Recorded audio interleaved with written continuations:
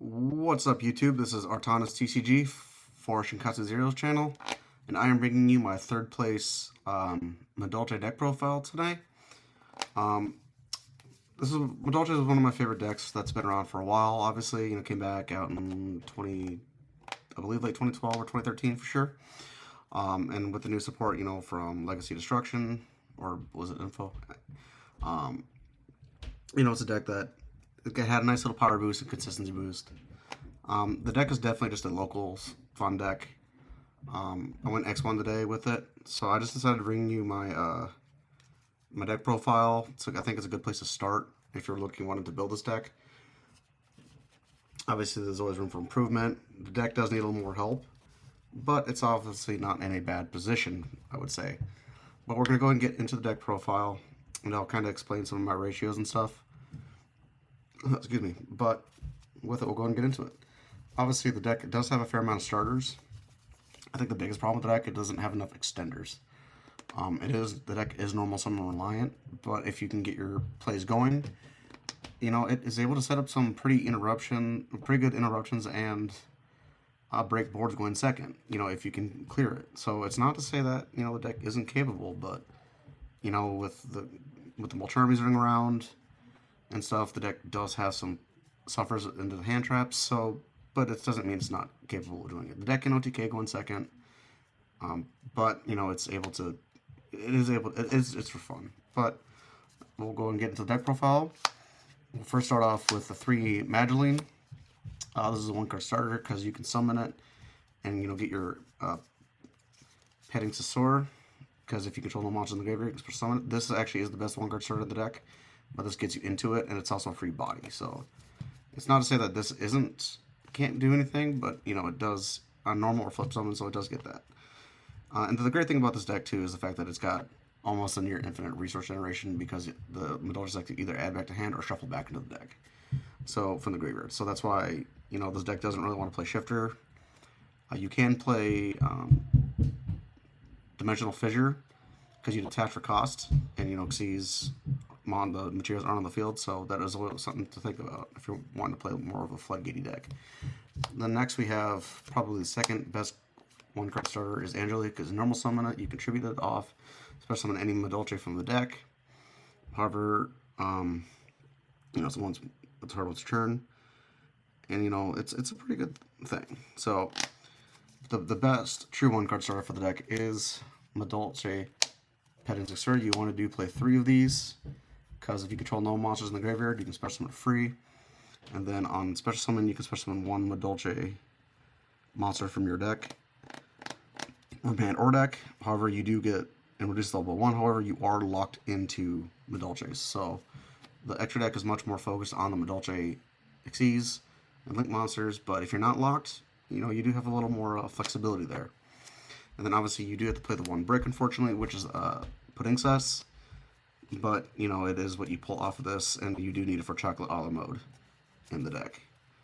And then to round out the rest of the Madolche monsters, we play 2 Hoot Cake, obviously one of the OG cards. It's actually one of the first that had a hard one's turn on it.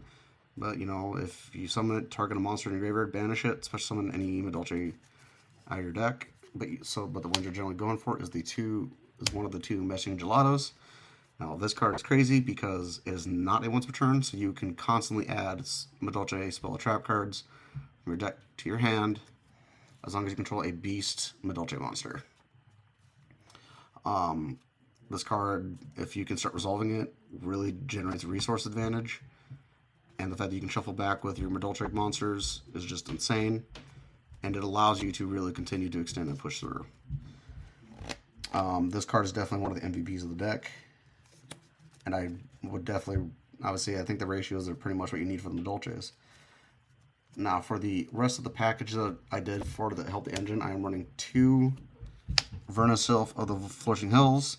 This is a 1.5 card starter, because you can search any of your 1-card Madolche starters, and you also get a free extension back from the graveyard. So this is a starter / extender. I do think I am probably going to look at upping the number of Vernisylphs, because I'm also playing 2 of the Missing Seedlings. Same effect. They're both very good starters and extenders. Problem is, you do get locked into Earth Earth effects only, so there is conflict there. But most of your engine is Earth anyway, so it's not that big of a deal. But I am looking at changing the ratios of the Verniself to up the count for starter and extension. I think 2-2 is not a bad spot to do if you're trying to, because this deck is 40 cards. If you're trying to keep it tight and everything, having a little extra is not bad, especially since we're going to more of a hand trap format with Ryzeal and Malice. And then for the rest of the monster lineup, I am playing 3 Fenrir. I chose to play this because Fenrir is generally good going first or second. It's an Earth monster. You can summon it, add, pitch off for one of the Verniself monsters, so it's a free body to link climb or whatnot. I never saw it today.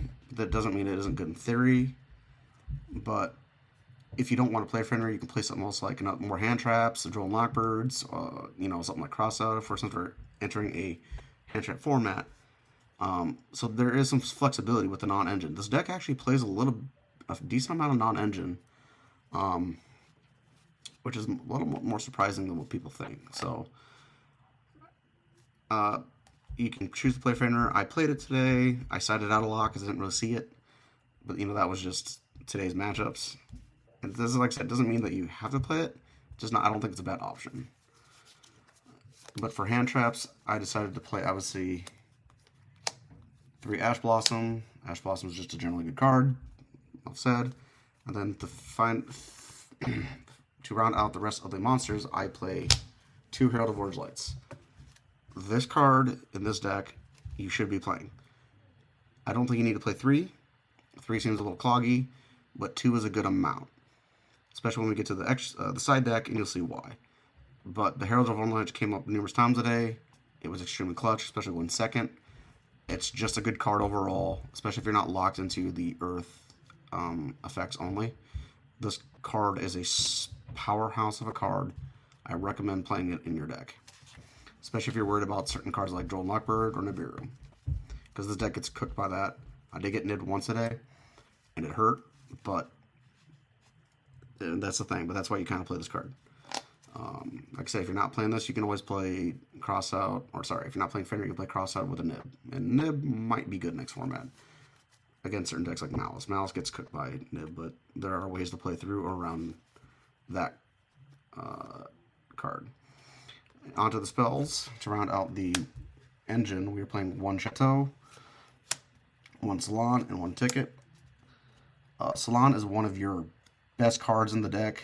You get a free normal summon, and if another Madolche is added to the grave or at your hand by the effect of a Madolche effect, you can set 1 Madolche spell or trap card directly from your deck. Obviously, I'm playing 2 trap cards. We'll get to that here in a bit, but it's one of the best cards for going first. You can certainly, like I said, you can get all these cards off of Messenger Lotto.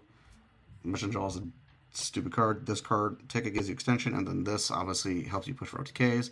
However, the only thing you got to make sure about with Chateau is the fact that you will shuffle back all your Madolche monsters. So you do shut off your Glass Souffle, your Tiramisu, and all that. So you got to be careful when playing Chateau.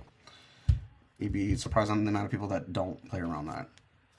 And then the rest for the spells, we are playing 2 Talents. Talents is just a general good card. I'm not playing Prosperity. Prosperity at 1 for this deck to me just doesn't seem like it's worth it. I tested it. Yeah, it's a nice consistent card, but I don't see the need for it. You have enough 1-card stars already. Like I said, you can up the Verniself count to continue to get stuff. So it's not to say that it's bad, but I just don't think you need it. You can utilize your extra deck space much more effectively. Then we got the 1 Called by the Grave. Stop any annoying hand traps. And then for the traps, we are going to round out with the 3 Infinite Impermanence, pretty much a mainstay in any deck. Then a card that I did see some use, Dominus Purge. This deck can play it effectively because you don't really play any. The only confliction is Ash Blossom, but obviously if you open up Ash and Purge, you would start with Ash Blossom versus Purge. However, you can also set this going first, and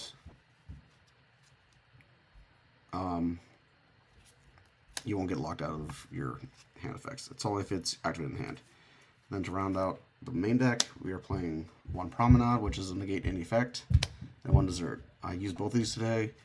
They're fantastic. I also was able to shuffle them back through Tiramisu's effect, and just absolutely just won the duel for that one. So, two very good cards. If you open them, it's not a big deal, although you would prefer to set them off Salon, but if you open them, it's also not bad either. Now, for the extra deck, we are playing, starting out, we're playing 2 Glass Souffle. You know, one of the starters you actually go into, because it gets you into your other plays, especially with Petting Sussur into Puttingsus, because you can throw on top of it, you know, Chocolate a la Mode. So you do need that because you get the free summon from the deck, which is usually your Hoot Cake, and then banish, summon, Messenger All, and then from there you can go into whatever you need.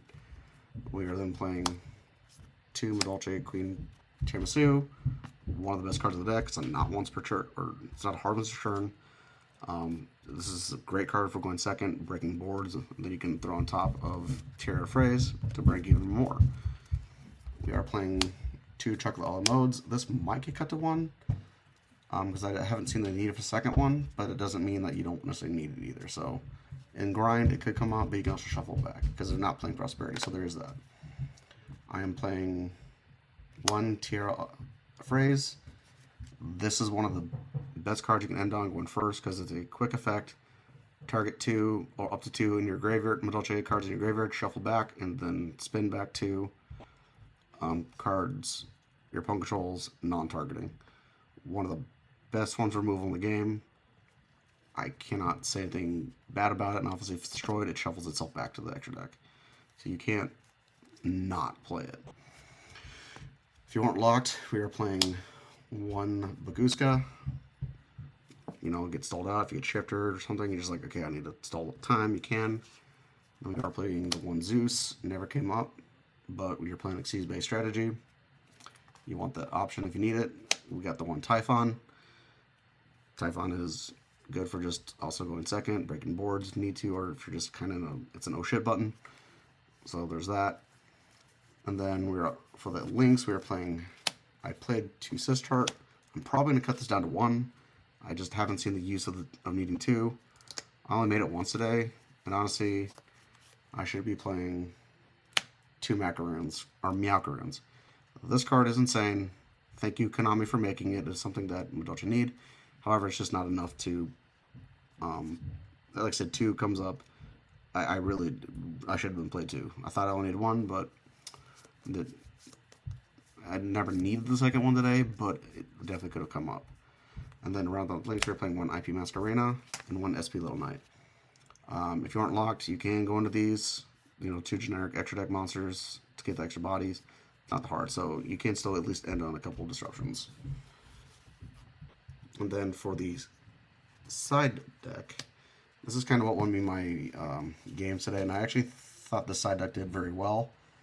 You can kind of see, and I'll explain my reasoning behind why I did this. But I went, like I said, X1, I lost to my first round was against Phoenix's Chimera. I misplayed game 2 because I didn't go into the right extender. That's my fault. Then I ended up beating, what was it? It was Adamantipator, Kokomiru, Rock Deck. Definitely a cool option. And then I beat Dragon Link my final round. But we are playing 3 Mulcharming Fool Loss. This deck was this card was definitely probably the powerhouse card of the day. When I only sided it twice, when it resolved, I basically won the game. But you got to remember, this is not Max C. People need to stop comparing to Max C. It's not good against every deck. But when I saw it, it helped. So it's not to say that it's a bad card, obviously, but it's not as powerful as Max C is. But for side deck, because for going second, I was setting into more hand traps. So I played 2 Nibiru. I would say I'm playing 2 because you don't really want to see multiple, because it becomes dead in your hand. It gets a hard one to turn. But Nibiru did cooked. I used this to cook a board with Caesar, and I had Herald of Orange Light, and I discarded it, you know, so I did a full board wipe. 2 Ghost Ogre. Pretty good right now. You can hit so many decks with it. Against, Fire King, Azamina. It's some Tempai hits. Because you can hit Biden Dragon in the battle phase in this. I mean, clearing that monster is pretty good. You just got to be careful of certain interactions. And that was pretty much what I cited in going second. And setting out patterns for your other hand traps and makes cards like Miltermi and these much more powerful going second. And then if you can simplify the game state, you should be able to break through your engine. Because Madolche's engine is pretty strong. Especially when you go Tiramisu then Tierra Phrase, just push for game. This deck does have an easy time pushing for game. Like I said, the main thing you really got to watch out, in my opinion, is Nibiru. Then for the rest of the side deck, we are playing 3 Cosmics. I did not side this in today because I didn't need it. We do have a couple of Fire King decks running around locals, so this is very good against them. Obviously, I didn't match them today, so I didn't side it in, but it is a card to, right now, I think is good. And moving into format, I don't know if you necessarily need this, but it's also not terrible to keep them, depending on what we get for after Crossover Breaker comes out. We'll see if this card stays in. We are then playing a Thrust package. We are playing 2 Triple Tactics Thrust. Because right now we're in a hand trap format. I never resolved it today, but in practice it's good. So you do have some going first options in setting cards with it, like the Promenade, Imperm, and Talents. So there's a reason for it. And then the Thrust targets. 1 different Dimension Ground. This won me a game today. Destructive Druma Karma Cannon. Just wanting a generic thrust target besides Imperm. And this is a very strong disruption, especially in a Xyz-based deck, because you don't really care if your stuff gets slipped face down. And it just shuts down so many decks like Tempai Dragons and all that stuff. So that is something to keep in mind. And then obviously the one card that a lot of people do not like, which is very good right now and very good moving to the next format, Dimensional Barrier. I did resolve this once, called Fusion, and obviously you pretty much skip a Fusion player's turn. But that is the deck list. I was very happy in how it performed overall. I hope this gives you all a great starting place of where to go for a Madolche list. Obviously you can tweak it as needed, you can expand it, you can work on it. I think the Madolche monster lineup is pretty much the same. It's like the Vernisil package you could expand on or not. I just thought it was a good 2-2 mix, was fairly consistent for me. If you're trying to keep it around 40, you can also expand it to play more hand traps or whatnot. Like I said, it depends on what you want. Like I said, for me, the side deck worked great. Extra deck needs a little more work. I would change a few other things. But the main deck was also pretty solid. So I hope this information finds you well. Please remember to hit the like and subscribe buttons, hit that notification bell, and if there's anything that you recommend, anything different, go ahead and leave a message down in the comments, and we will see you on the next one. Peace.